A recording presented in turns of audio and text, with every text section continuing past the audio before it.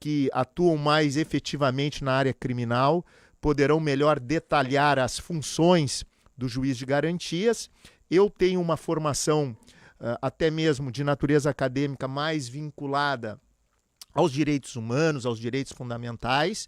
Então vejo a instituição do juiz de garantias com muito bons olhos, na medida em que está se distinguindo no âmbito de um processo penal situações que muitas e muitas vezes são objeto de questionamentos por parte daqueles que interagem dentro do processo penal. Ou seja, a partir de agora, tão logo se consiga implementar as consequências desta lei, nós teremos um juiz que será responsável para atuar especificamente diante das denominadas medidas persecutórias, mais especificamente na questão dos inquéritos policiais, deflagrando medidas, autorizando, por exemplo, as interceptações telefônicas, a quebra de sigilos bancários, determinando inclusive prisões de natureza temporária, seja ela provisória, seja ela preventiva, e este juiz, ele, a partir do momento do recebimento da denúncia, não mais participará deste processo, transferindo, portanto, todo o conteúdo deste processo, caso tenha sido aceita a denúncia, para um juiz de instrução e julgamento. A ideia, nós poderemos discutir ela ao longo do programa, na minha opinião, é muito boa, mas a dúvida, César e amigos da Band, é de que maneira nós poderemos implementá-la em tão pouco tempo no Brasil, já que a lei passa a vigorar a partir do dia 23 de janeiro. Muito obrigado, Luiz Paulo Germano, doutor Luiz Paulo Germano, pelas suas intervenções iniciais. Promotor de Justiça Plínio Castanho Dutra, prazer tê-lo aqui no 90 Minutos. Um bom dia. Bom dia, César. Bom dia, doutor Carlos. Bom dia, meu amigo, doutor Luiz Paulo Germano. Bom dia aos ouvintes da Bandeirantes. As alterações trazidas ao Código de Processo Penal por este pacote legislativo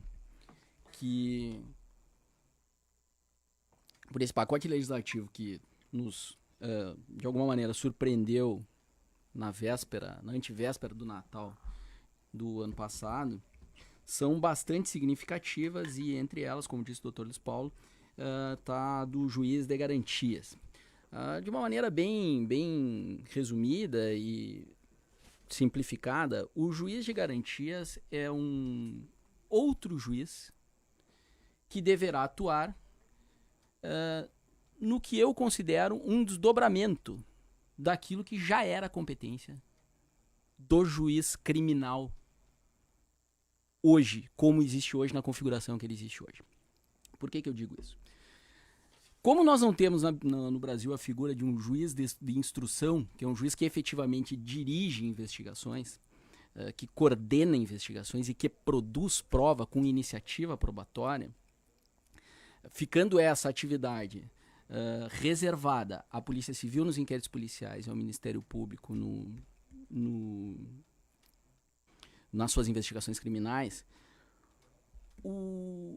esta função de supervisionamento equidistante da investigação já era cumprida pelos magistrados na sua competência regular no curso dos inquéritos policiais.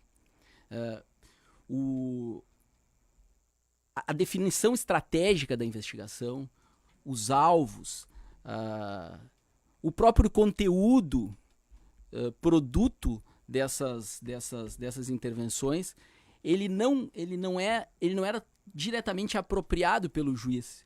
Ele é dirigido aos órgãos de investigação, não cabendo, sendo vedado, inclusive, ao juiz qualquer iniciativa dele de conteúdo probatório.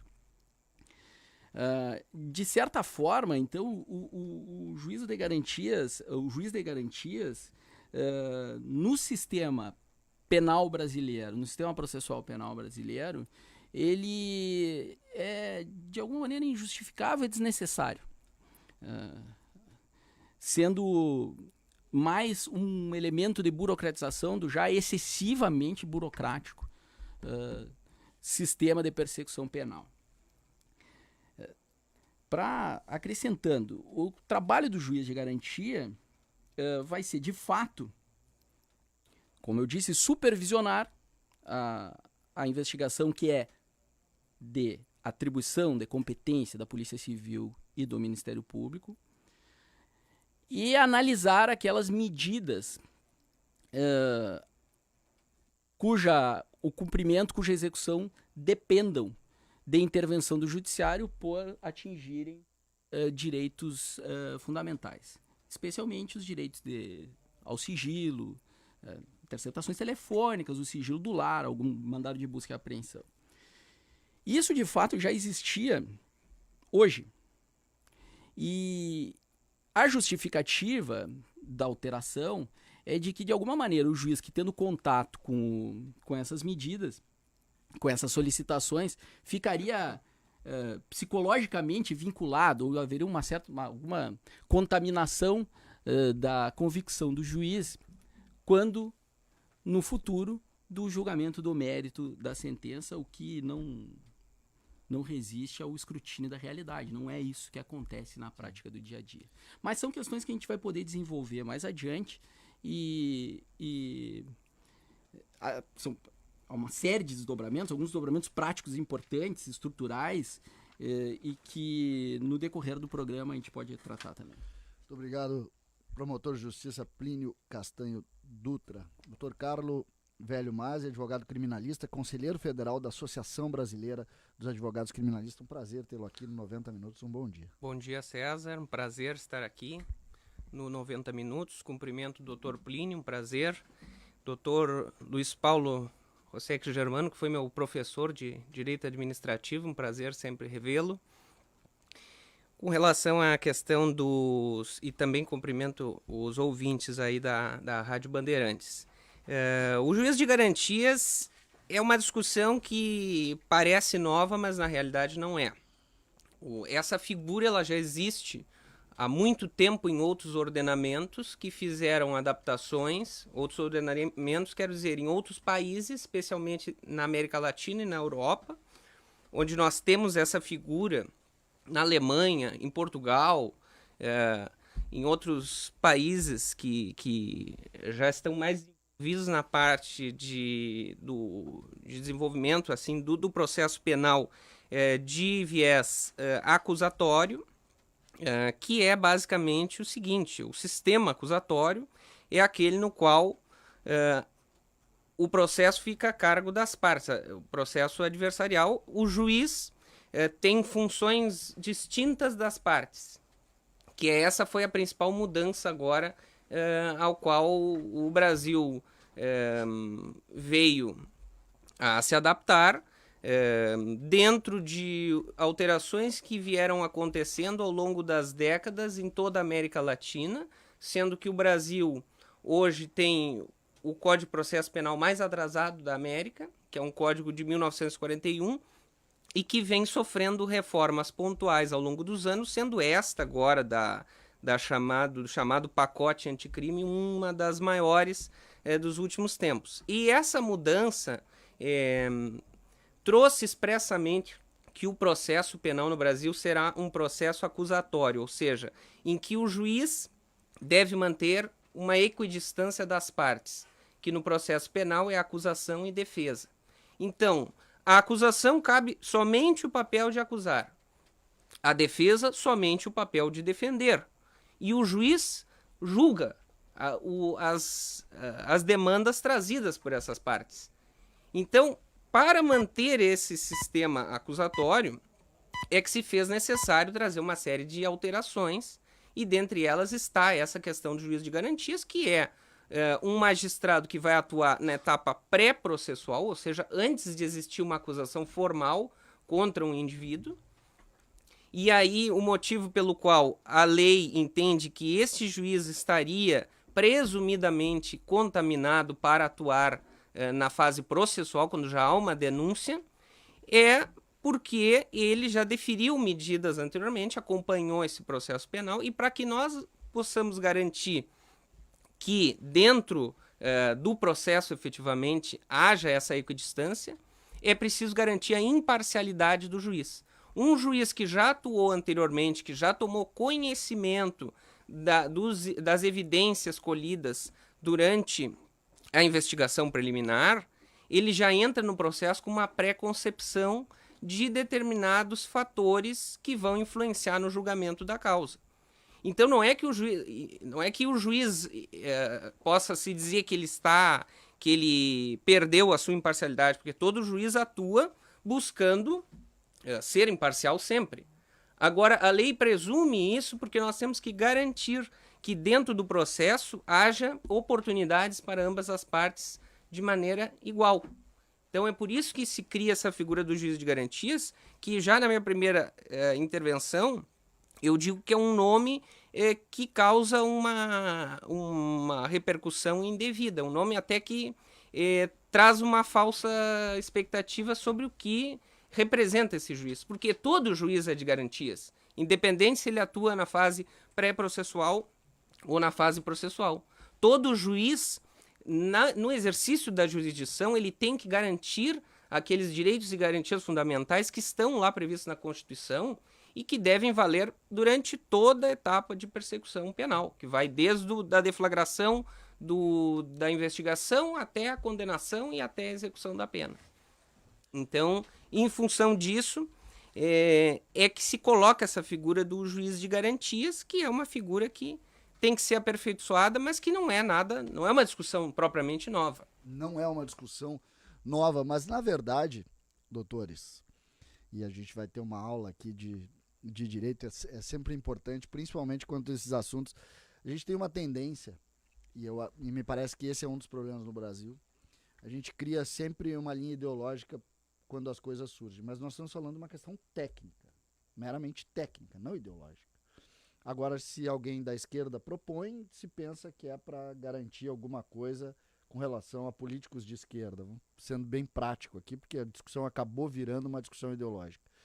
Como que a gente descola essas decisões, uma montagem de uma coisa que já existe em outros países? Como bem disse o Dr. Carlos, não é uma discussão nova, me parece que não é mesmo, mas hoje ganhou esse componente novo porque se colocou o viés ideológico à frente do viés técnico.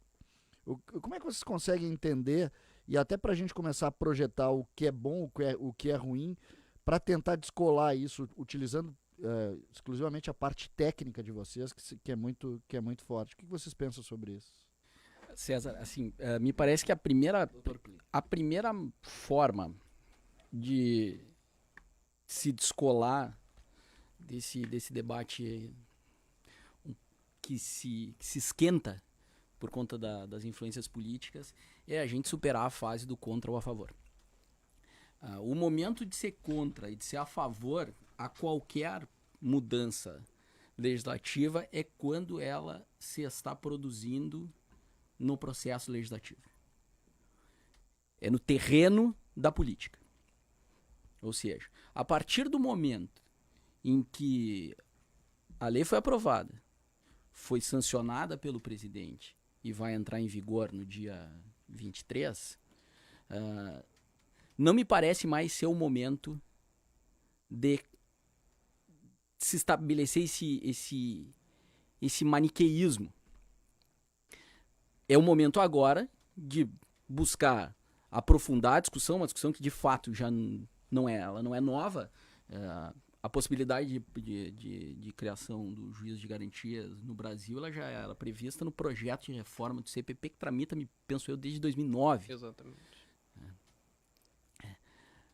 Agora é o momento de nós tentarmos compreender como que esse instituto ingressou no nosso ordenamento e, para mim, que não tenho, a minha atividade não é acadêmica, a minha atividade é do dia a dia do processo penal, é como a gente vai viver com ele. Né? E há uma série de questões práticas que decorrem dessa mudança. Eu cito uma, para que a gente possa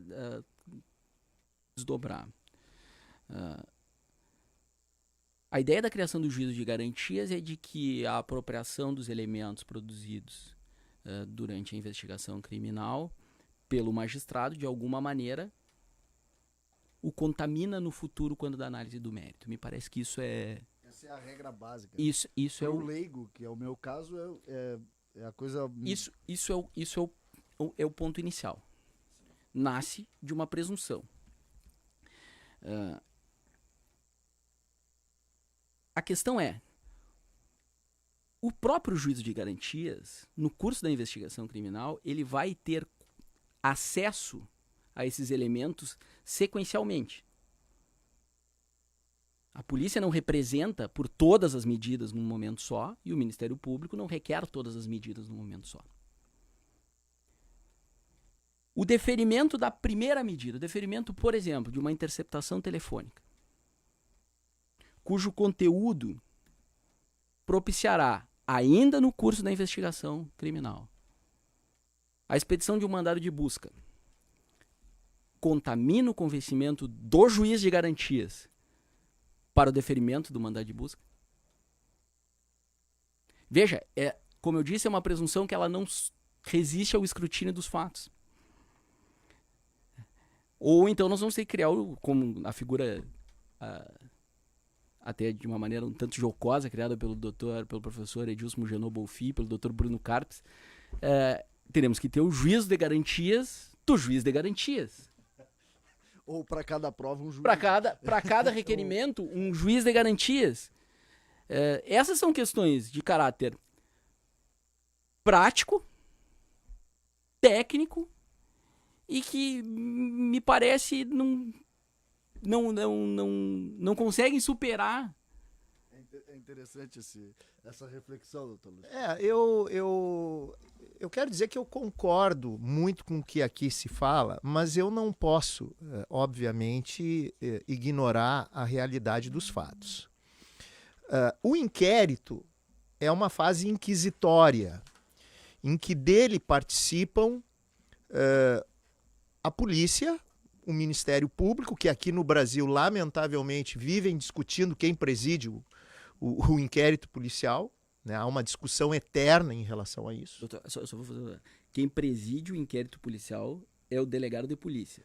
Os promotores de justiça coordenam as investigações criminais próprias do Ministério Público. Essa discussão de quem preside, de quem coordena, ela é eterna. Não, nós coordenamos as nossas e eles presidem as deles. E que já está muito defasada, porque em outros países é tudo com o Ministério Público. Mas a polícia responde ao Ministério Público, porque o Ministério Público é que tem o poder de apresentar a acusação. Mas que isso pudesse ficar decidido no âmbito do sistema jurídico, processual, legislativo brasileiro, coisa que não existe. Segundo, e quando eu falei em presidir o inquérito policial, por favor, interpretem a questão de natureza investigatória. Segundo, não há a menor dúvida que a maior ou melhor pretensão de um juiz de garantias é indiscutivelmente preservar o denominado princípio da imparcialidade, que é um direito constitucional fundamental, esculpido na Constituição, até mesmo a partir do princípio do devido processo legal. Então, para usar um jargão advocatício, com a devida vênia, pedindo vênia, né? E eu acho que aqui nós nos dirigimos não apenas e tão somente a juristas, nós estamos nos dirigindo aos nossos amigos ouvintes que são vinculados às mais diferentes áreas e setores, né? Eu quero dizer o porquê que está se instituindo o juiz de garantias no Brasil. A ideia é de que haja uma preservação daquele que será o responsável pelo julgamento, porque ninguém será considerado culpado até que haja sentença condenatória transitada em julgado. Então nós precisamos distinguir a fase inquisitorial e do inquérito policial, que é presidida pelo delegado de polícia e que é coordenada pelo Ministério Público, embora isso, à luz daqueles que nos ouvem, talvez não seja algo tão claro, da fase em que efetivamente haverá o denominado contraditório, que é aí que o processo se perfectibiliza. No inquérito policial não há o contraditório. O que há, muitas e muitas vezes, eu não quero dizer que isso seja a regra, até porque não é um contato muito próximo do juiz com aquele que promove as denominadas medidas persecutórias. Contatos, inclusive, que são, muitas vezes, contatos normais, razoáveis, admissíveis, né? Eu posso aqui discutir o contato que teve o doutor Sérgio Moro com os procuradores da República da Operação Lava Jato. Posso perguntar para o doutor Plínio se isso é algo extravagante ou não. Na minha opinião, embora toda a atividade ilícita que acabou sendo realizada naquele momento com uma invasão, né, de um sistema de telecomunicação através da troca de mensagens, mas o fato, o produto é que se teve ali, na minha opinião, algo que transpôs um pouco a razoabilidade, ok? Isso tudo ainda em fase inquisitorial. Depois a gente viu, óbvio, e eu não estou aqui para dizer ou para defender réus da Operação Lava Jato. Eu acho que o Brasil fez muito bem em promover esta operação, no sentido de que finalmente se desvelou para o Brasil, e principalmente para o Brasil, que a nossa responsabilidade é para os brasileiros, todo um escândalo, todo um esquema de corrupção que corroeu o Estado brasileiro. Agora, por que o juiz de garantias existe hoje? Justamente para que se proteja o juiz de instrução e julgamento. Não é à toa que nós vemos o maior requerimento, os maiores pedidos de suspeição dos magistrados nessa fase preliminar dos processos. Agora, voltamos ao início. Como é que vamos implementar isso no Brasil? Tamanha é a nossa fragilidade de infraestrutura. Tamanha é a nossa inexistência de recursos humanos. Bom, este é um debate e, como disse o doutor Plínio aqui, a lei está posta. Lei posta é lei para ser cumprida. De que maneira nós vamos cumpri-la? Realmente, em relação a isso, eu concordo com o Dr. Plínio, o Dr. Luiz Paulo, porque até mesmo as ações de inconstitucionalidade, esta principal ação que foi movida ali pela Associação dos Magistrados Brasileiros e Associação dos Juízes Federais, também parte do pressuposto de que a instituição do juiz de garantias, que é a criação de uma nova competência funcional para o juiz, ela não é por si só inconstitucional. Então, isso que o Supremo está para decidir, provavelmente não é especificamente sobre se vai se manter ou não o juiz de garantias. O juiz de garantias está posto e está de acordo não só com a Constituição, como também com tratados internacionais dos quais o Brasil é signatário há muitas décadas. Então, é uma reforma que vem muito atrasada. Então, partindo disso, o problema ali identificado pelos magistrados, que é o colocado aqui, é de que forma isso vai se institucionalizar. Por isso que o Conselho Nacional de Justiça criou um grupo de trabalho para elaborar as normativas que vão, enfim, ser os parâmetros a serem seguidos pelos tribunais de justiça e pelos tribunais regionais federais, na Justiça Federal, para fins de implementar juízes de garantias nos mais diversos locais, né, nas mais diversas comarcas e seções judiciárias do Brasil, onde existem problemas de ordem prática, né, a falta de efetivo, etc. Mas também é preciso que se diga que toda reforma de natureza processual ou penal, enfim, é uma reforma muito ampla essa do pacote anticrime, evidentemente envolve a assunção de novos custos. Nenhuma reforma processual dessa envergadura pode ser criada, pode ser posta sem a assunção de novos custos. Então vai ocorrer, em alguma medida, um aumento de custos para a implementação disso. Só que essa reforma nós também temos que ver que ela se coloca para fins de assegurar direitos que já eram lá na Constituição, que já eram desde 88 reconhecidos, e outros muito antes. Então, uma reforma que busca assegurar algo que não vinha sendo cumprido. Só vai existir juiz de garantias, a necessidade de uma previsão legal disso, dessa separação entre juiz pré-processual e juiz processual, e outras tantas medidas como a proibição do decreto de prisão de ofício, porque eram situações que ocorriam muito na prática no Brasil inteiro. Então, como tudo no Brasil, é preciso que exista uma lei proibindo determinadas condutas para assegurar algo maior, que são princípios lá da Constituição, dentre eles essa questão da imparcialidade, que é a base de um processo democrático. Não existe processo democrático sem juiz imparcial. Isso já foi reconhecido por inúmeras cortes internacionais, especialmente em vários casos em que países foram condenados pela Corte Interamericana de Direitos Humanos, falando mais especificamente aqui da América, e tem precedentes da Corte Europeia de Direitos Humanos também, anulando o processo ou condenando países pela existência de juízes que foram atrás de provas, que romperam a sua imparcialidade, ou seja, deixaram de ser juízes efetivamente. Porque é isso que talvez falte a Operação Lava Jato trouxe uma falsa perspectiva sobre a figura do juiz. Porque o juiz ele não tem papel de combate de criminalidade alguma. O juiz não está... A função do juiz não é combater a criminalidade. O juiz tem função de julgar. Quem vai combater a criminalidade, quem vai ser ativo nessa questão de segurança pública é a polícia, é o Ministério Público, que são os órgãos que têm essa atribuição constitucional de persecução dos crimes.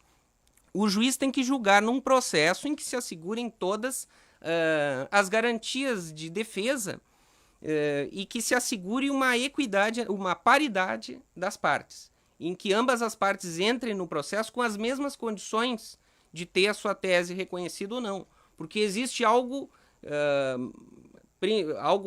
anterior ao processo, que é o princípio da presunção de inocência no processo penal, que é algo que rege o nosso processo democrático, que a pessoa, o cidadão, quando entra num processo, tem uma denúncia recebida contra si, ele presumidamente é inocente, até que a acusação consiga produzir provas de que ele efetivamente é culpado. Aí, então, ele sim tem que ser condenado e tem que cumprir a sua pena. 11h02, estamos 90 minutos. Para claro, qual é o seu próximo novo? Procuradores municipais a serviço de Porto Alegre e de seus cidadãos. Quando o papo é bom, o tempo passa rápido. 29 graus, 4 décimos a temperatura. Estamos conversando com o pós-doutor em Direito, professor de Direito Constitucional, Luiz Paulo Germano, com o promotor de Justiça Plínio Castanho Dutra e com o advogado criminalista Carlo Velho Masi, sobre juiz de garantias. Nós vamos por um breve intervalo e já voltamos. Agronotícias, com Gabriela Lerina. Oferecimento Senar RS. O plantio de soja e de arroz nos 35 municípios que recebem assistência da Emater na região central do estado já foi concluído. Foram plantados 131 mil hectares de arroz e 975 mil de soja. Nos dois casos, os plantios atrasaram por causa do clima. Em outubro choveu demais e em novembro secou geral. Cerca de 4% da área total plantada com soja está no período de floração. A colheita do arroz inicia na segunda quinzena de março e vai até maio. Já a soja começa em abril e também encerra em maio. Agronotícias. Oferecimento Senar RS. Vamos juntos pelo seu crescimento. Nós, da Chevrolet Jardine, com 2 lojas, Nilo Peçanha, ao lado do Iguatemi, Zona Sul, Avenida Cavalhada, alcançamos a histórica marca de 110 mil Chevrolet 0 km vendidos. Nosso grupo tem 8 revendas Chevrolet no estado. Somos conhecidos como a revenda que não perde negócio. Sempre que lembrar de Chevrolet, lembre Jardine. Sempre que lembrar da melhor negociação, lembre Jardine. A revenda com o maior estoque Chevrolet à pronta entrega. Jardine é a revenda que não perde negócio. Respeite a sinalização de trânsito. Atuar com autonomia é fundamental para que os procuradores municipais de Porto Alegre cumpram a missão de garantir a correta aplicação dos recursos da cidade. Advogados públicos, os procuradores trabalham para assegurar que políticas em áreas como saúde e educação estejam voltadas à população. APMPA, Procuradores Municipais a serviço de Porto Alegre e seus cidadãos.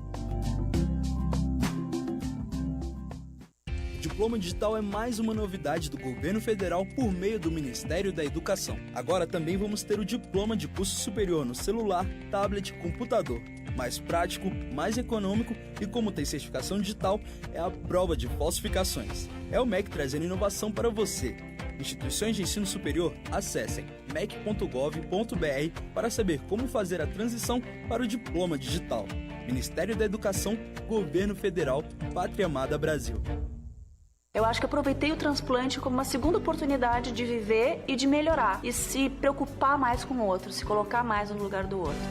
Este é o final feliz da história da bailarina e atleta Liege Galtério, transplantada de pulmão em 2011. Ela precisou de um órgão. Você pode precisar. Mais de 30 mil pessoas no Brasil precisam.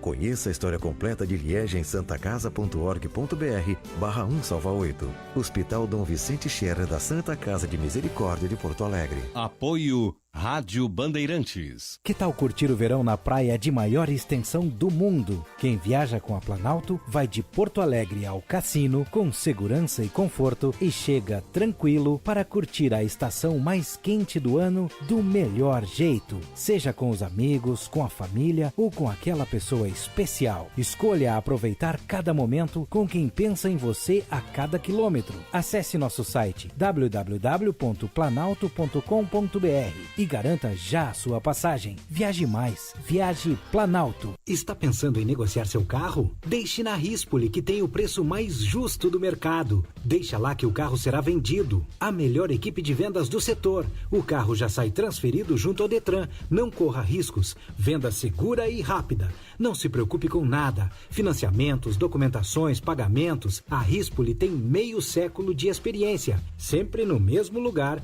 e com sede própria. Ligue 33 36 18 18. Rispoli, cada vez melhor. E se você vai comprar seu carro, a entrada nós combinamos. Ipiranga, esquina Barão do Amazonas. Jornalismo independente e cobertura esportiva de ponta. Rádio Bandeirantes. 90 minutos. Notícia e opinião. Rádio Bandeirantes.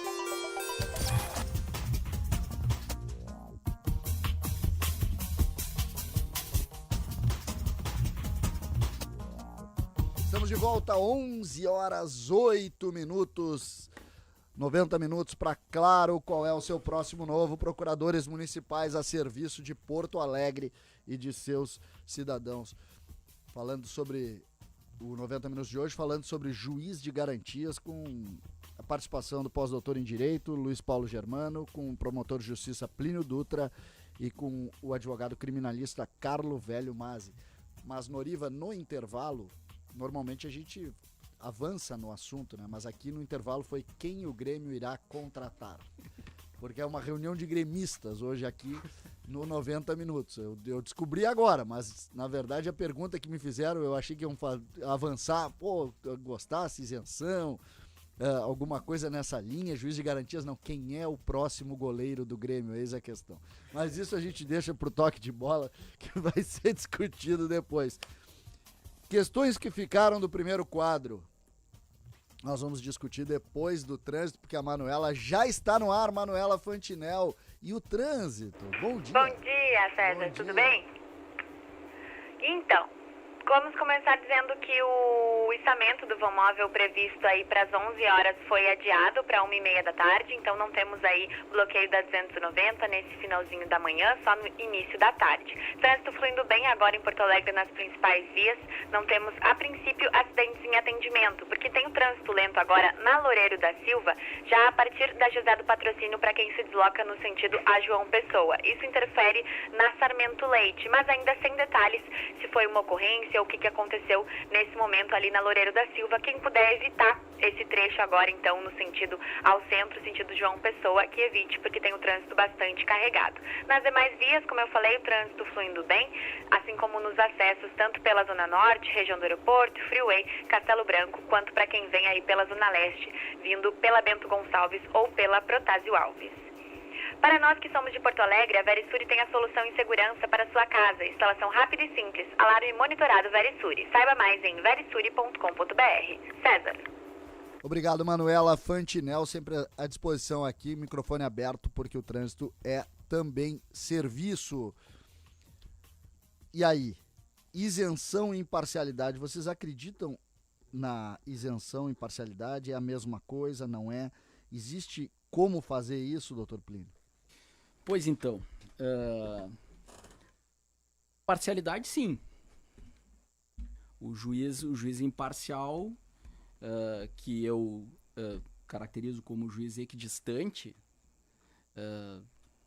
não tenho a menor dúvida.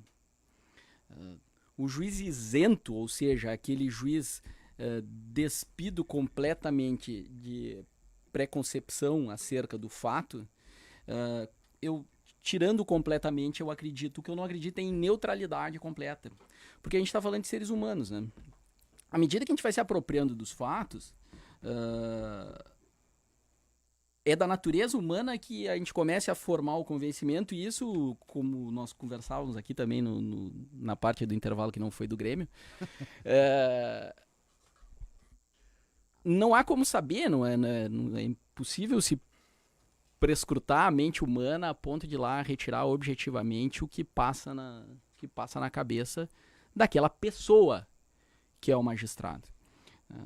Então, e essa imparcialidade, essa isenção, que eu acredito que já eram suficientemente preservadas no atual sistema, sendo desnecessária a inclusão de mais um elemento de burocratização do processo penal.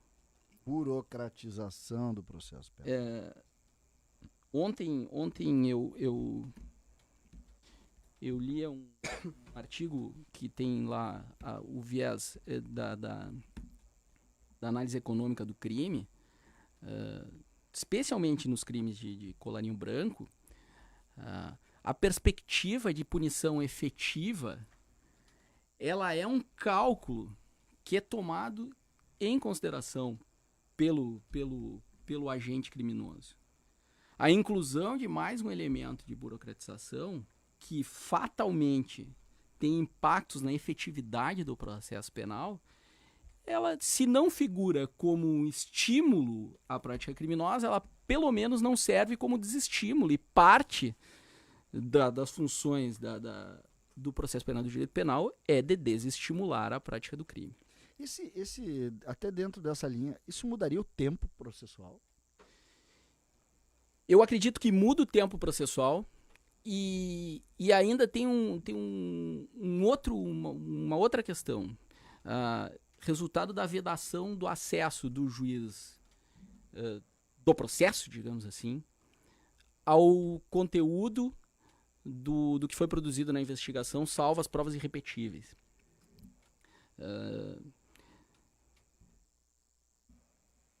A gente precisa distinguir o que é prova, que é a materialização de um fato, a comprovação material de um fato, daquilo que é elemento de informação, que é um início de prova.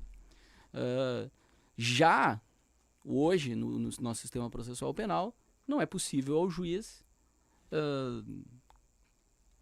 condenar alguém com base nesses elementos de informação exclusivamente. Ou seja, não dá para condenar só com base no que está produzido no inquérito.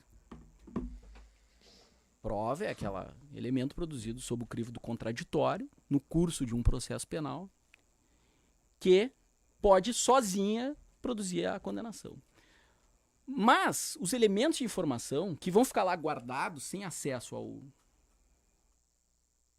pelo juiz do julgamento do processo, eles, se não podem, e eu concordo que não devam permitir uma condenação com base neles isoladamente, eles são um elemento precioso de preenchimento de atos de convencimento pelo magistrado. E se o debate que existia era das diferenças da natureza da busca pela verdade no processo penal, no processo civil, uma verdade meramente processual no processo civil e uma verdade real no processo penal, isso vai por terra hoje. Nós vamos suprimir do magistrado o acesso a elementos importantes que se não podem fundamentar exclusivamente a condenação, ou até mesmo um juízo de de absolvição, porque nós sabemos como é que funciona a dinâmica da produção. Não é? Se não podem isoladamente permitir a ele a tomada de decisão, são ferramentas importantes na formação do seu convencimento. Isso me parece profundamente inconveniente do ponto de vista da efetividade do processo penal. Eu continuo achando que a ideia principal do juiz de garantias é a da preservação do princípio da imparcialidade. Imparcialidade para efeitos do direito é um princípio devidamente previsto na Constituição a partir do devido processo legal. A neutralidade ela não existe, porque nós não somos neutros. Nenhum cidadão é neutro. A partir do momento em que nós nos comunicamos através do microfone da Band, nós estamos expondo as nossas posições, as nossas ideias, os nossos convencimentos. Obviamente que o juiz, para proferir uma decisão, seja ela absolutória, seja ela condenatória, ele vai ter que manifestar as suas suposições de fato e de direito que o levaram a tal conclusão, a tal decisão. Então, esse é um erro muito comum que se pratica no ambiente acadêmico, no ambiente jurídico e até mesmo fora do ambiente jurídico. A ideia de que um juiz tem que ser neutro. Não, o juiz não pode ser neutro. Aliás, de todos, o juiz não pode ser neutro, porque se o juiz for neutro, ou se o juiz fosse neutro, nós não teríamos jurisdição, nós não teríamos o direito, nós não teríamos a resolução do processo. Agora, a imparcialidade são todos aqueles elementos que precisam ser observados muito mais sob o ponto de vista instrumental, no sentido de preservar a integridade do processo. E aí, eu me refiro a questões relacionadas à devida fundamentação legal das decisões, a questão de se preservar os direitos daqueles que são acusados, bem como de todas as partes do processo, a questão da preservação do segredo de justiça, a cautela para que não se deflagre medidas persecutórias, além das que são efetivamente necessárias para cada qual dos momentos existentes no âmbito do processo, para que não se aprisione ninguém de maneira indevida, porque a liberdade continua sendo um dos principais bens do cidadão. E tem se observado, e eu aqui quero de novo, não generalizo, não digo que é regra, mas muitas vezes se prefere prender do que se tomar outras medidas que talvez fossem tão efetivas ou até mais efetivas do que a simples prisão. Prende-se muitas vezes para tentar se arrumar uma delação, prende-se muitas vezes para se satisfazer uma opinião pública, ou melhor dizendo, um interesse disfarçado de uma opinião pública para dar satisfação para a sociedade, né? Quando talvez a maior e melhor fundamentação, a juridicamente aceita, seja a da preservação da ordem pública. Uma coisa é satisfazer a opinião pública, outra, bem diferente, é preservar a ordem pública. Afinal de contas, o que pauta a ação de um juiz na presidência de um processo, quando ele é obrigado, e é um dever constitucional que a ele é atribuído, decretar uma medida persecutória. Ele não pode estar atento para aquilo que a TV está falando.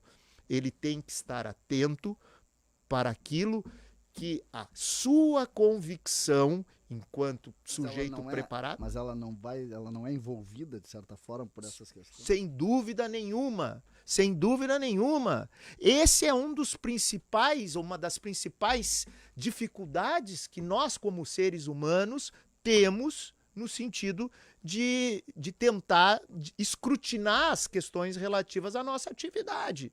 Tu és um grande apresentador, um extraordinário comentarista, inclusive tens aqui uma reputação muito boa como comentarista esportivo, mas evidentemente que o que pauta a maneira através da qual tu compõe as tuas informações e forma as tuas opiniões é o mundo que te cerca, é a TV que tu assiste, é o canal que tu colocas quando tu estás aqui no estúdio ou na tua casa, é a conversa que tu tens com o Dr. Carlos ou com o Dr. Plínio, mas isso precisa ser confrontado com a lei. César, primeiro eu preciso fazer um esclarecimento. Para que existe o processo penal? Porque o direito penal é a forma de maior intervenção do Estado no indivíduo, porque a consequência da aplicação do direito penal é uma punição, é uma prisão, que agora pode ser de até 40 anos. Então, é uma intervenção muito extrema no maior bem do indivíduo, que é a liberdade. A punição é necessária, evidente, é preciso estabelecer uma ordem na sociedade. Então, o direito penal ele é absolutamente necessário e punir é necessário. Muito bem.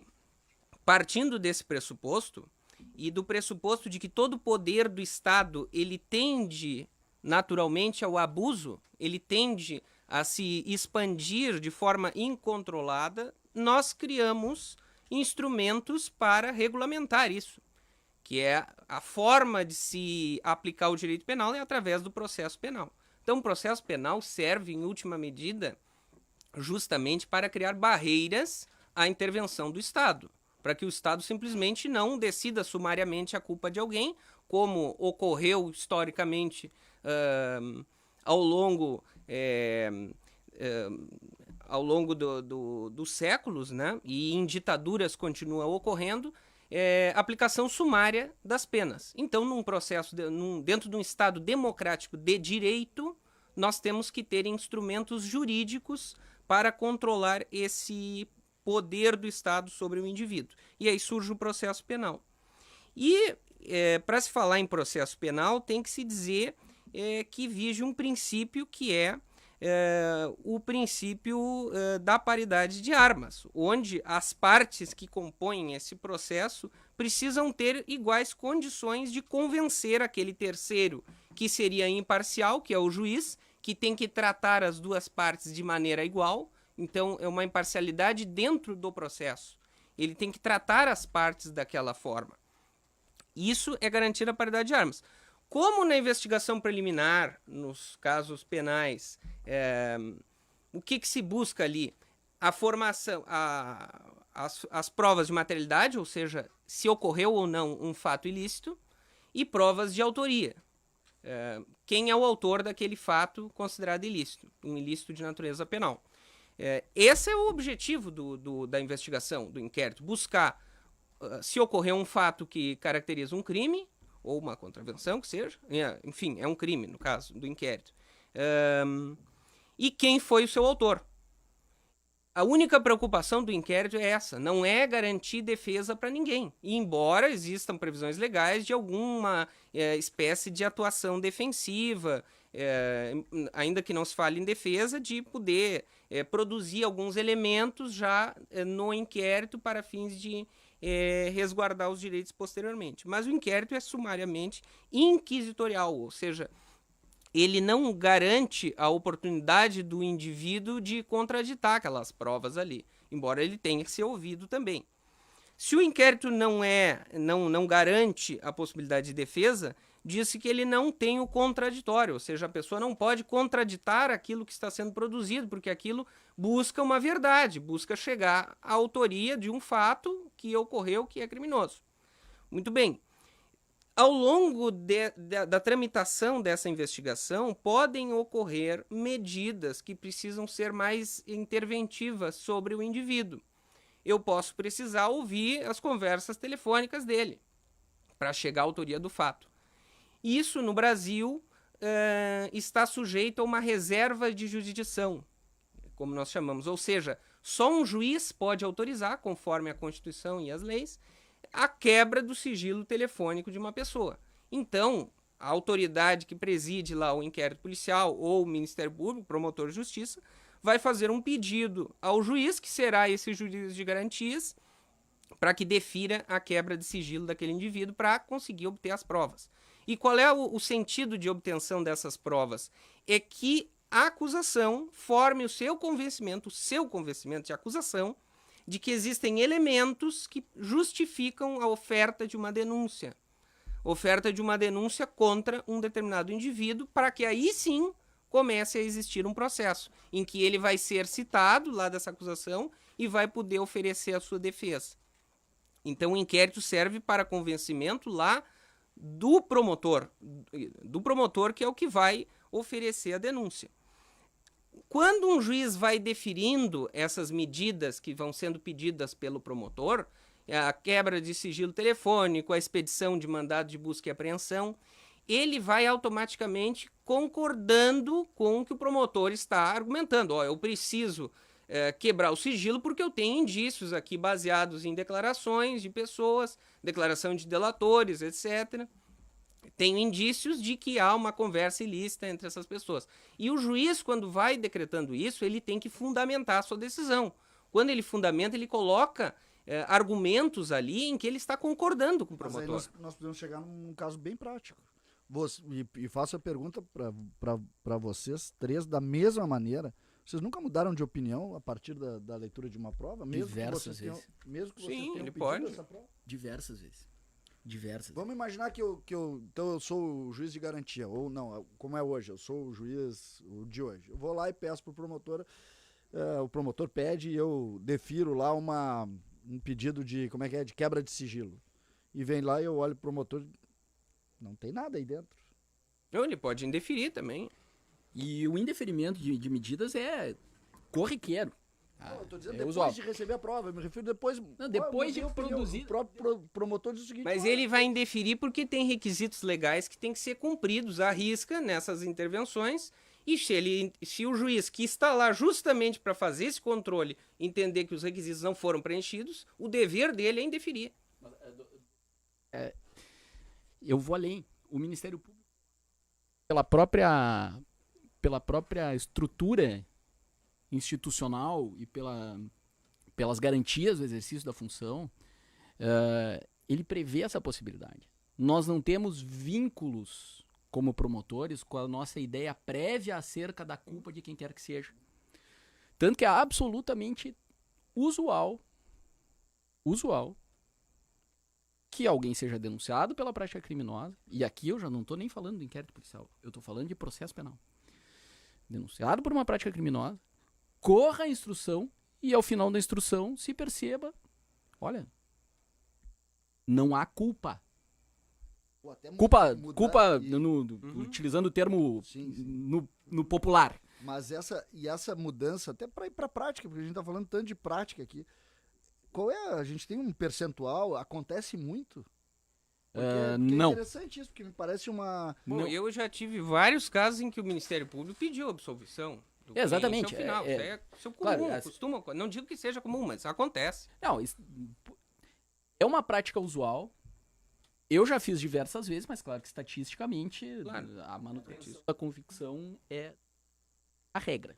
E aí tem um problema na legislação atual, que eu não tenho bem certeza, eu acredito que tem que ser alterado com essa mudança que adota sistema acusatório. Quando o promotor pede a absolvição, o juiz não pode mais condenar o réu.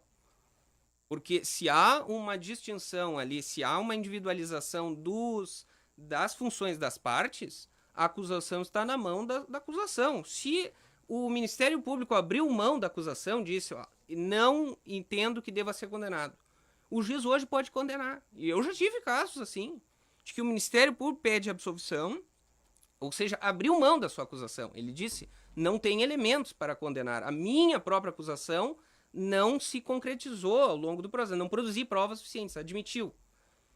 E o juiz, num viés inquisitório, ou seja, o juiz com poderes de ir além, que é o que hoje ainda é válido no Brasil, vai lá e condena o réu, porque ele, juiz, se convenceu. Mas isso faz parte isso acontece Acontece E isso. tá dentro exatamente só que daquela isso tem questão que ser alterado agora. Isso. Doutor Luiz Paulo não está exatamente naquilo da capacidade das pessoas de terem, olha, eu tô convencido.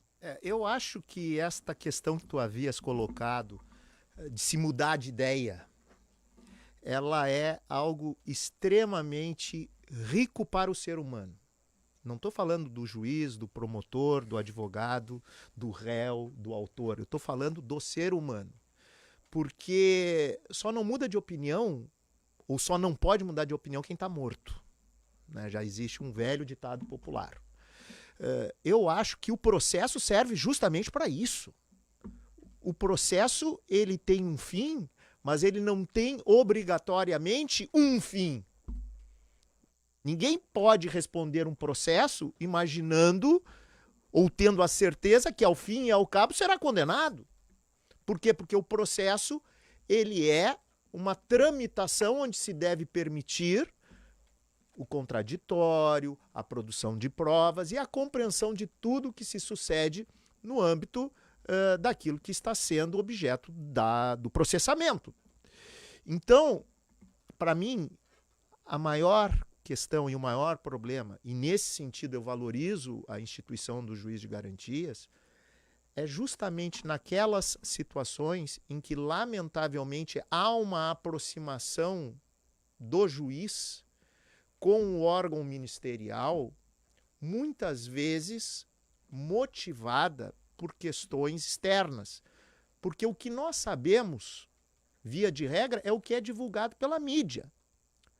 E o que é divulgado pela mídia são as grandes operações, são os grandes processos, quando autoridades públicas lá estão envolvidas, quando personalidades públicas estão envolvidas. E muitas vezes a gente não presta atenção, e nós não podemos aqui opinar apenas e tão somente para questões relacionadas aos grandes processos, às grandes operações policiais. Existe toda uma coleção de processos. Só no ano de 2018, para que vocês tenham uma ideia, ingressaram no Brasil, no sistema judiciário brasileiro, 1.600.000 ações penais, entre denúncias e queixas-crime.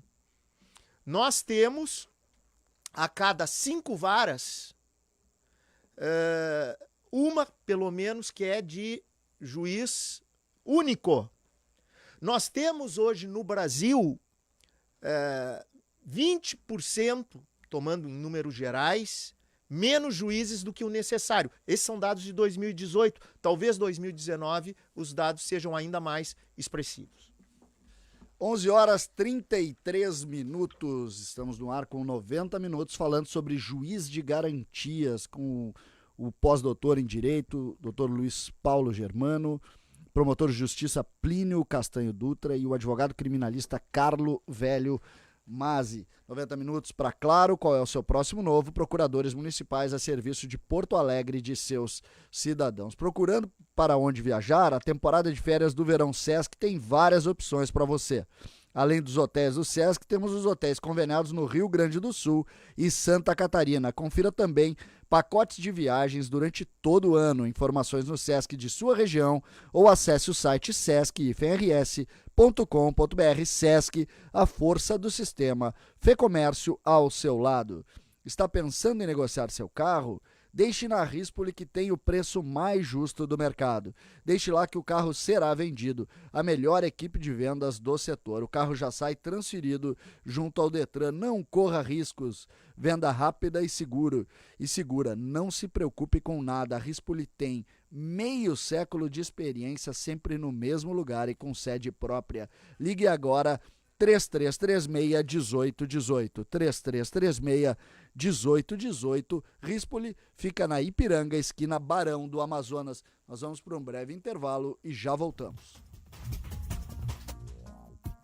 Procurando para onde viajar? A temporada de férias de verão Sesc tem várias opções para você. Além dos hotéis do Sesc, temos os hotéis conveniados no Rio Grande do Sul e Santa Catarina. Confira também pacotes de viagens durante todo o ano. Informações no Sesc de sua região ou acesse o site sesc-rs.com.br. Sesc, a força do sistema Fé Comércio ao seu lado. Às vezes parece que eu nem existo, mas estivemos juntos em tantos momentos. Eu estava com você vendo a sua filha crescer, lembra? E as paisagens que admiramos naquela viagem incrível. Mas não esqueça de cuidar de mim de vez em quando, porque muitas coisas da vida você enxerga através de mim. Eu sou o vidro. Gimo limpa vidros. Perceba o mundo ainda mais bonito. Gimo, qualidade comprovada. Dicas de verão Corsã. Para um verão divertido e sem tragédias, é necessário que banhistas de praias de mar ou de rios tomem alguns cuidados para manter a segurança na água.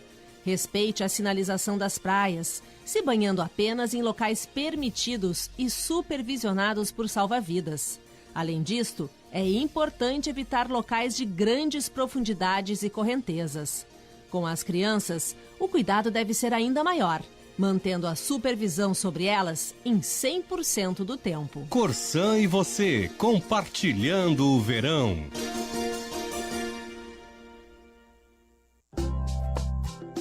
Atuar com autonomia é fundamental para que os procuradores municipais de Porto Alegre cumpram a missão de garantir a correta aplicação dos recursos da cidade. Advogados públicos, os procuradores trabalham para assegurar que políticas em áreas como saúde e educação estejam voltadas à população.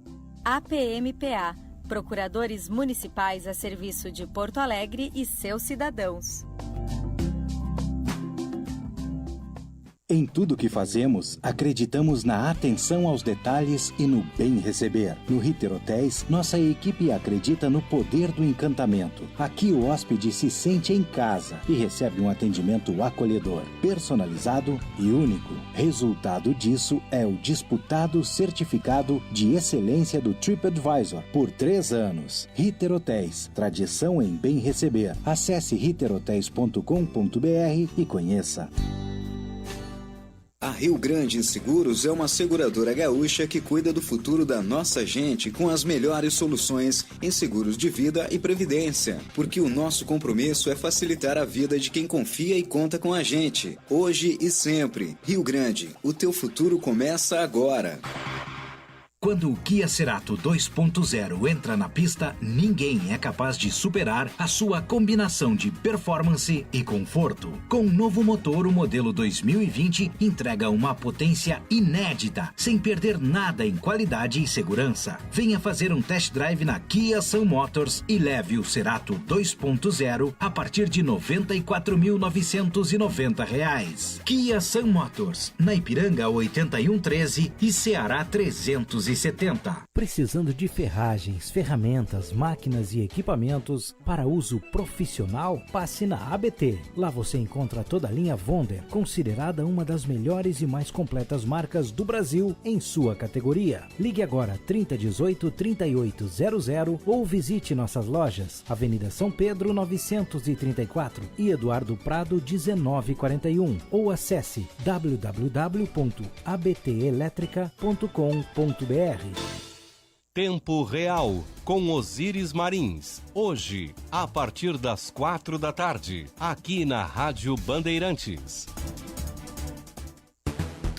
90 minutos. Notícia e opinião. Rádio Bandeirantes.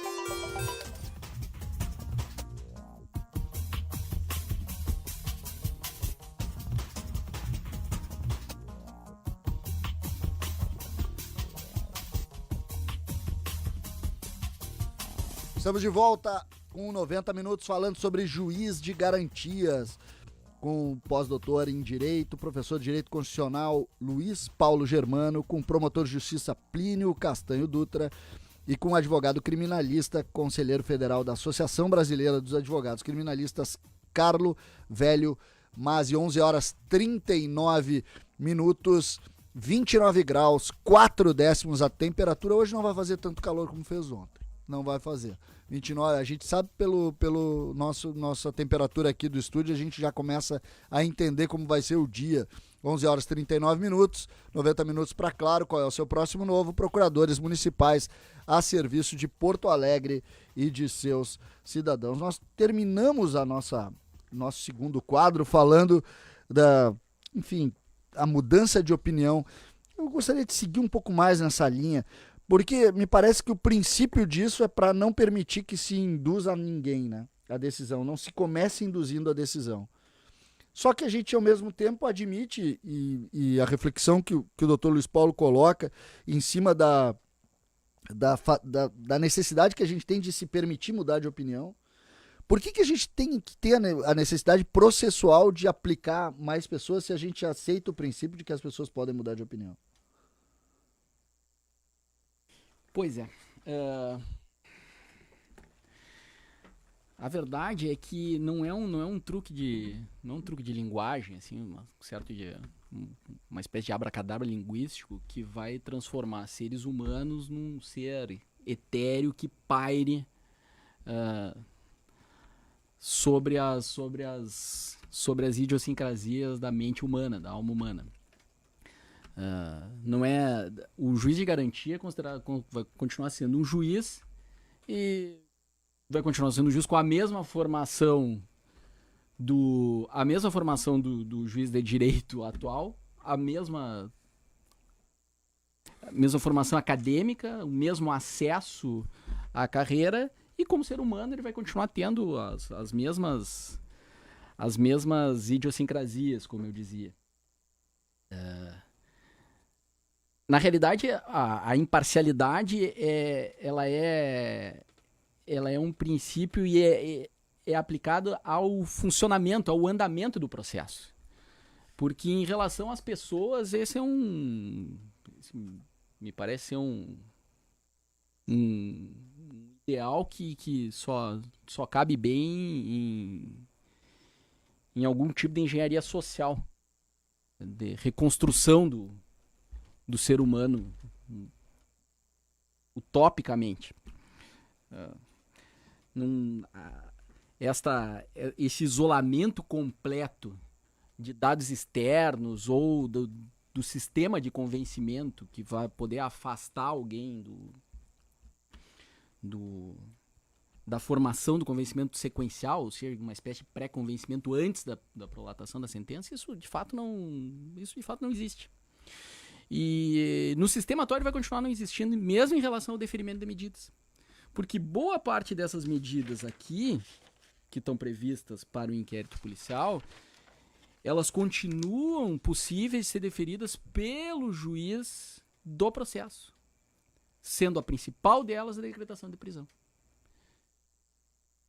E a prisão preventiva decretada no processo, ela não afasta este juiz, que eu vou chamar de juiz do mérito,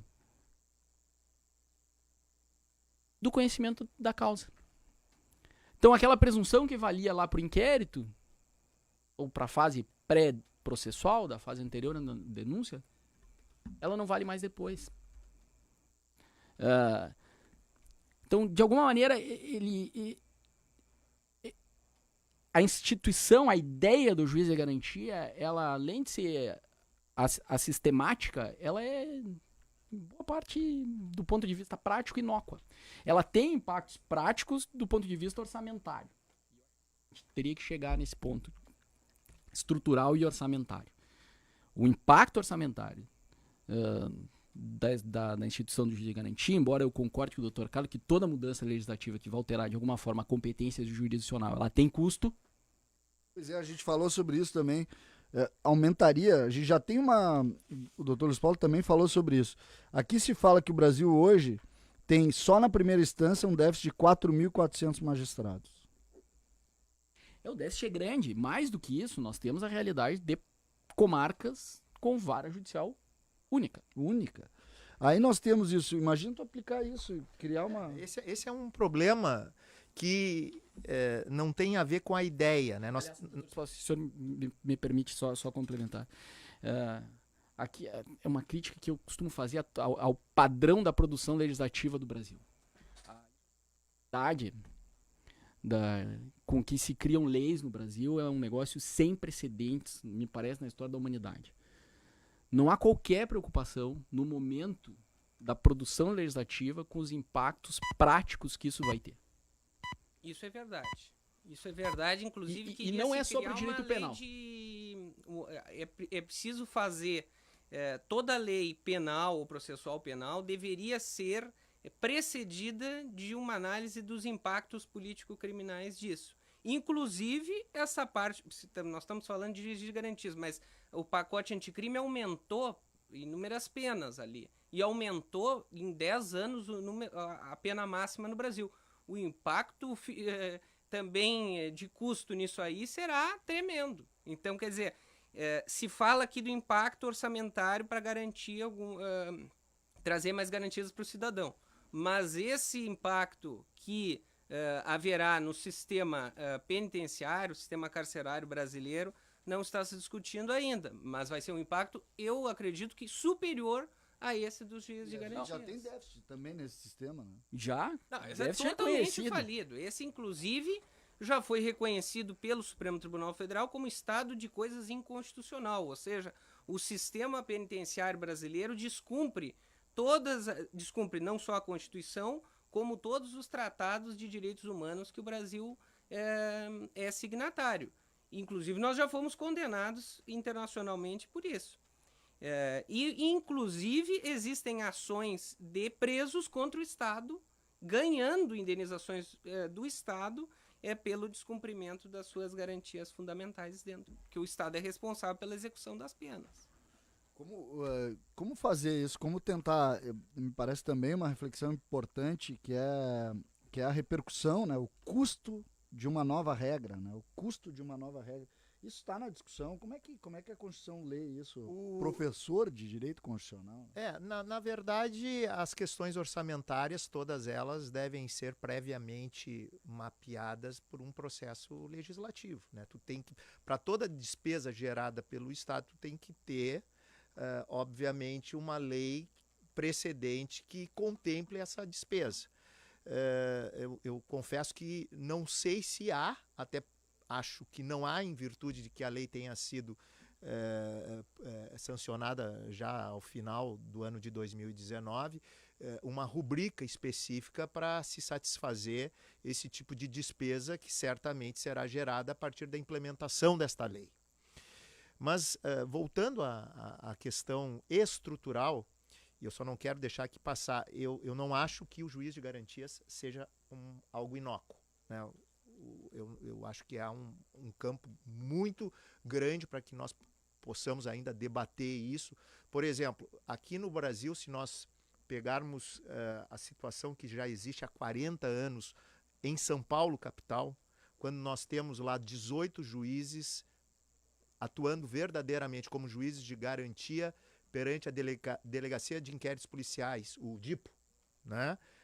Em São Paulo isso funciona muito. As centrais de inquérito são uma realidade.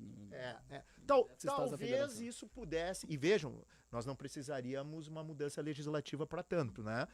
Talvez isso pudesse ser um passo anterior que poderia ter sido estabelecido dentro de um contexto político-administrativo brasileiro. Mas, enfim, funciona muito bem em São Paulo. São Paulo, região metropolitana, né? O Brasil também tem uma questão cultural dos juízes, né? E isso foi falado, tu falaste, César, o doutor Luiz Paulo falou sobre a banalização do decreto de prisões, etc. Então, há, sim, uma cultura muito punitivista por parte dos juízes no Brasil.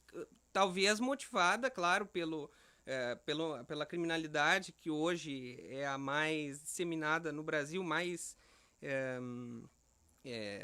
vamos dizer assim, a que mais causa impacto, que é a criminalidade organizada, que hoje o Brasil é dominado por facções criminosas, né? Algumas de extensão nacional, outras de extensão regional, e o sistema penitenciário também inclui essas organizações criminosas. E aí, de fato, existe uma espécie a prisão tem sido usada hoje como uma primeira medida para a contenção do crime, quando, na verdade, na legislação, ela sempre teve um papel de última medida necessária, última ratio, como nós chamamos. Para isso foi criado alguns instrumentos, criada a questão da audiência de custódia, que a pessoa, quando é presa, tem que ser levada imediatamente a um juiz, que também é uma discussão antiga, que já deveria estar na legislação. Mas o que eu quero dizer com isso, com a criação da audiência de custódia oficialmente agora, e que já era prevista lá pelo CNJ, num projeto que vinha há alguns anos, é que nós precisamos criar, quanto mais parâmetros de lei se criar, maiores as garantias de que as regras do jogo serão jogadas adequadamente. Vamos usar essa expressão. Então, quando a pessoa é processada ou quando ela é presa, ela precisa saber que jogo que ela está jogando, que regras ela tem, quais são os direitos dela. E aí, a questão do juiz de garantias tira um pouco do protagonismo do juiz de decidir desde o início tudo sobre o processo, e aí cria essa distinção entre a fase pré-processual e a fase processual. Isso valoriza o trabalho do Ministério Público. Porque o Ministério Público é que tem que efetivamente buscar a punição, buscar essa questão a aplicação. Que o Dr. Carlos coloca, para mim, e já manifestei-me publicamente a respeito disso, o primeiro juiz do processo é o Ministério Público. E essa é uma prática que já existe. Essa é uma prática que de fato já existe. No nosso exercício, o exercício da nossa função, até pela natureza da figura do promotor, que já foi chamada de uma espécie de parte imparcial, a nossa vinculação, como eu disse antes, não é com um resultado do processo, mas é com a realização da efetiva justiça ou da justiça possível, no fato.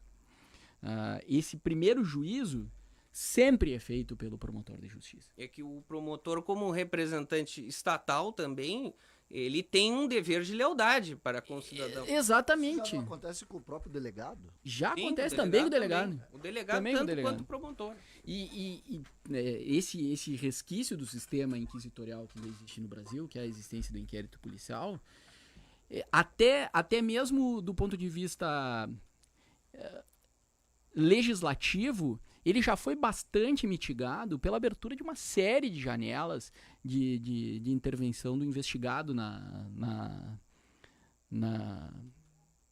fase de produção dos indícios, a fase de produção inquisitória. Então, que ali serve para facilitar a formação de convicção do promotor. Exatamente. E me parece que o equilíbrio do sistema, ele já existia, e ele já existe, eu posso falar, ele já existe pelo menos até o dia 23, até o dia 22, ele já existe hoje. Porque quando se produz esses elementos do inquérito policial, o juiz hoje ele já é um elemento à parte disso tudo. Ele continua atuando naquelas hipóteses em que há reserva jurisdicional. Reserva de jurisdição. Ele não inventa a denúncia. Ele não coordena a investigação. A não ser quando o juiz resolve ocupar veículos de comunicação, mídias sociais, para manifestar-se a respeito de matérias, muitas vezes direta ou indiretamente vinculadas a ele. Mas aí o senhor está falando de um juiz. O senhor não está falando do magistrado. E aí, neste caso, o juiz perde a imparcialidade. Mas aí nós estamos falando de um juiz específico. Não estamos falando de um juiz específico. Nós não estamos falando de um juiz específico. Nós estamos falando de um juiz que não é um. Exatamente, mas que nós não estamos falando de um indivíduo. Quando eu digo um juiz, é um indivíduo. É algo nós não estamos falando da magistratura. A não ser quando. E isso me parece que se resolve para tudo, não só para essa questão já porque especial. Existe na lei, esse impedimento já existe. Não, eu quero dizer o seguinte, existe muita coisa na lei que não é cumprida. Eu acho que nós todos, em especial aqueles que servem, como serve ao Estado o juiz, como serve ao Estado o Ministério Público, como serve ao Estado a advocacia, seja ela pública ou privada, a defensoria pública, nós devemos ser melhores treinados. Nós temos que ser melhor fiscalizados. Eu acho que nós precisamos melhorar em relação a nós mesmos. Essa é a questão. Uma questão de natureza cultural, voltando a essa situação que antes o César comentava. Sim, e aí a lei é a garantia disso. A lei é a garantia. Gostaria muito de agradecer a presença dos nossos convidados, Dr. Luiz Paulo Germano, promotor de justiça Plínio Castanho Dutra, advogado criminalista Carlo Velho Mazzi. 90 Minutos de hoje falou sobre juiz de garantias. 90 Minutos sempre para claro qual é o seu próximo novo e procuradores municipais a serviço de Porto Alegre e de seus cidadãos. Nós vamos para um breve intervalo e voltamos já com a transição do toque de bola e eu só vou trocar de cadeira e vou dar palpite sobre futebol. Diploma Digital é mais uma novidade do Governo Federal por meio do Ministério da Educação. Agora também vamos ter o diploma de curso superior no celular, tablet, computador. Mais prático, mais econômico e como tem certificação digital, é a prova de falsificações. É o MEC trazendo inovação para você. Instituições de ensino superior, acessem mec.gov.br para saber como fazer a transição para o diploma digital. Ministério da Educação, Governo Federal, Pátria Amada Brasil. Sim, sim, eu vou pra Oral Sim. Olá pessoal, aqui quem fala é o Osíris Marins. Você que está ligado na região metropolitana, na Rádio Bandeirantes. Agora Oral Sim, número 1 em implantes dentários, também em Cachoeirinha. Dr. Jean Freitas, seja bem-vindo. Bom dia, Osíris. Bom dia, amigos da Rádio Bandeirantes. Osíris, nós inauguramos com muita felicidade a Oral Sim em Cachoeirinha. Estamos completando 3 meses de clínica nesta cidade que nos recebeu de braços abertos. Osíris, nós montamos uma clínica com toda a estrutura para que o paciente realize seu implante dentário com segurança. A clínica possui centro cirúrgico, centro radiológico, laboratórios de prótese, 7 consultórios. Então, realmente, Osíris, a cidade merecia e nós chegamos lá. Então, eu convido você a realizar já uma avaliação conosco.